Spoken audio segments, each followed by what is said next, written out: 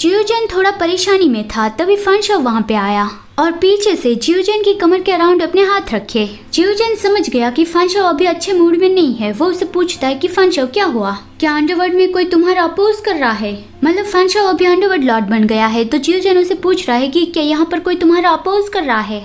फनशाओ कहता है नहीं, ऐसी बात नहीं है, सब लोग मुझसे बहुत ही वफादार है। फनशाओ के अंदर एक सवाल है जो उसे हर वक्त खाया जा रहा है। जियोजन उससे पूछता है कि और वो सवाल है क्या?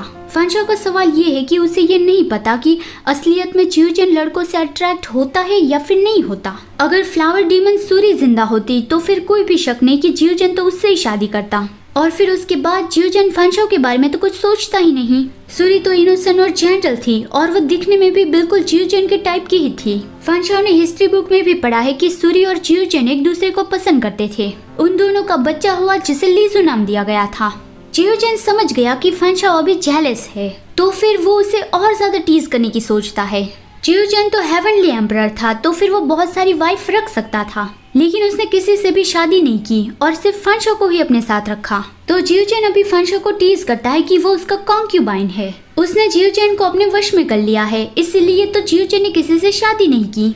वो फनशाओ को बहुत ही जोर से लगा कि मैं सिर्फ एक कॉन्क्यूबाइन हूँ। जियोजन अपने दोनों हाथों से उसका चेहरा पकड़ता है और कहता है कि जरा देखो खुद को, जेलसी के मारे तुम्हारा चेहरा कितना पफी बन गया है। क्या तुम्हें हिस्ट्री बुक में जो लिखा है उस पे यकीन है या फिर मैं जो कह रहा हूँ उस पे? फनशाओ कहता है आप जो कहेंगे मुझे उस पे यकीन है। जियोजन कहता है हिस्ट्री बुक में जैसा डिस्क्राइब किया है मेरे और सूरी के बीच में वैसा कुछ भी नहीं था। उस वक्त मैं बहुत ही छोटा था और मेरे अंदर कोई रोमांटिक फीलिंग्स थी ही नहीं। मैं शुरुआत से लेकर आखिर तक सिर्फ उसे रिस्पेक्ट देता था, बस मेरे अंदर उसके लिए सिर्फ यही फीलिंग्स थी। वो भी मेरी बात ये समझती थी, तो फिर हमने कभी शादी करने का फैसला किया ही नहीं था।